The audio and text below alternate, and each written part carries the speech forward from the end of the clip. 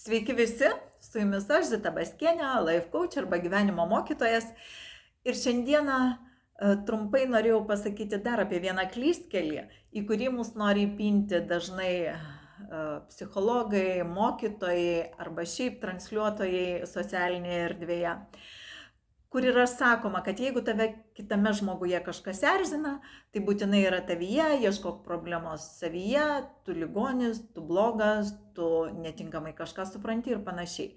Tai yra visiškas melas, todėl kad išeinant iš pasaulėdaros principo, kad yra mūsų užduotis mokytis ir dažnį auginti, ar ne, vieni auginam, kiti žeminam, reiškia, mes visi esam skirtingo dažnio.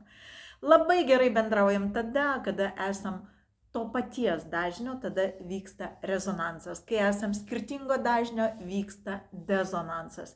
Ir mes, susitikę pirmo dažnio ir trečio, visada mus erzins kažkas. Todėl, kad mūsų dažnių skirtumas yra didelis. Tai šeimose mes dažnai būnam panašaus to paties dažnio arba maksimum per vieną dažnį skirtumas, nes kitaip paprasčiausiai to sprendimo gyventi kartu mes nepriimtume, mus nutolintų vienas nuo kito dažnių skirtumai. O sociume bendrai, kur netyčia galima atsirasti renginys, netyčia kažkoks sutiktas žmogus ir va ten mes galim sutikti labai skirtingo dažnio, tarkim, pirmo ir ketvirto susitinkam ir aišku, kai pradedam kalbėti, tu supranti, kad papuoliai į kažkokį kosminį laivą, kuriame visiškai tau niekas nepažįstama. Tik kai atsiranda tie didžiuliai dažniai, tada erzina labai. Kai maži dažnių skirtumai, tada plius minus netaip stipriai. Tai noriu Jums pasakyti, kad Jūs neligoniai, jeigu Jūs erzina. Jumise nėra jokio blogio, jeigu Jūs erzina. Jūs tiesiog netitinkat suvokimo arba sąmonės lygmens arba dažnio. Ką reikėtų padaryti? Tiesiog nutraukti bendravimą ir išgysit kaip mat. Nes įsivaizduokit, jeigu yra įtampa, jūs nuolatos kišat pirštus į tą rozetę, tai visada jūs purto. Todėl, kad taip ir turi būti. Pasitraukti reikia būtinai. Aš Jums pasakysiu vieną istoriją iš savo gyvenimo, ar ne? Mes labai bendravom su vienais žmonėmis, aktyviai ir vienu etapu aš jau supratau, kad aš net virpulį vidinį jaučiu, kaip išeinam iš bendravimo, nes tai yra visiškai mūsų skirtingas požiūris. Tada buvo 7-8 metai atgal, aš dar taip stipriai gal net nebuvau pradėjus šito kelio, tokios analizės pasaulėdaros, bet aš aiškiai visada žinodavau, kad jeigu yra blogai, reikia keisti. Todėl vieną iš vakarų aš pasakiau, kad ačiū, mes daugiau bendrauti nenorim ir tiesiog mes iki šiol nebendraujam. Mes nutraukiam tą bendravimą, nes jūs suprantat, kad, kaip pavyzdys, žmogus sako, kad laisvė tai yra pinigai, ar ne? Aš visada sakau, kad pinigai neturi jokio ryšio su laisvė, nes laisvė tai yra, kai tu gali rinktis ir esi nepriklausomas nei nuo pinigų, nei nuo darbdavių, nei nuo situacijų, kad tu esi laisvas kūrėjas savo gyvenimo ir visos atsakomybės yra tavo.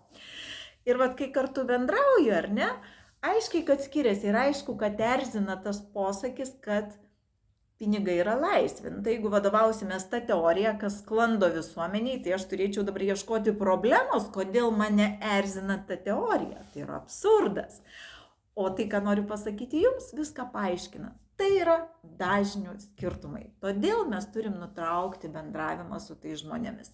Dažnai netgi šeimose reikia išsiskirti dėl to, dažnai net su vaikais reikia šiek tiek palaikyti tokį didesnį atstumą dėl to, todėl kad kartais taip nutinka. Bet tai ne Jūsų problema ir tai yra dažnių skirtumai ir Jūs turit paieškoti naujų draugų, naujų žmonių, naujų veiklų, kuriuose atsiranda nauji žmonės ir Jūs gražiai su jais rezonuosit. Tai problema tame, kad Jūs nedrįstat nutraukti santykių, nedrįstat pasakyti atvirai, kodėl Jūs nenorit bendrauti. Ir žinot, su tai žmonėmis mes kartais susitinkam netyčia ir pasisveikinam ir pasikeičiam kažkokiom istorijom. Ir šiandien, kai aš žiūriu šiandien į tuos žmonės, kurie sakė, kad pinigai yra laisvė, Šiandien matau, kiek daug gyvenimas problemų jiem prikrovė. Jiem visiškai apribojo laisvę ir šiandien netgi iki kūno fizinio momento apribojama yra laisvė. Visada už mus kalba mūsų gyvenimai. Jeigu mums tai vyksta, reiškia, mes žeminam savo dažnį, einam ne ten, mus nori atmerkti ir mums reikia atsimerkti. Ir šiandien, kaip aš prisimenu tą teiginį, kad pinigai yra laisvė, tai tas žmogus ir tada turėjo daug pinigų ir šiandien turi daug pinigų. Ir žinot, aš žiūriu į savo gyvenimą. Aš niekada neturėjau pinigų. Aš ir šiandien jų neturiu. Niekada. Ten keli šimtai eurų pas mano sąskaitoj guli ir man tada yra ramu, bet šiaip pinigų aš niekada neturiu. Bet aš visą gyvenimą buvau laisva kaip vėjas, kaip sniegas, kaip versmė. Nes man laisvė visada buvo didžiausia vertybė. Ir šiandien aš kaip žiūriu į tuos gyvenimus, aiškiai aš suprantu, kad ne manyje buvo problema. Problema buvo tame žmoguje. Todėl aklai nepriimkit tų visų pasakymų, kad jeigu jūs erzina, tai yra blogai. Sistema visada nori padaryti mus ligoniais. Mes esam dieviškai sveiki, tik mokėkim atpažinti, kas yra mumyse, norėkim augti ir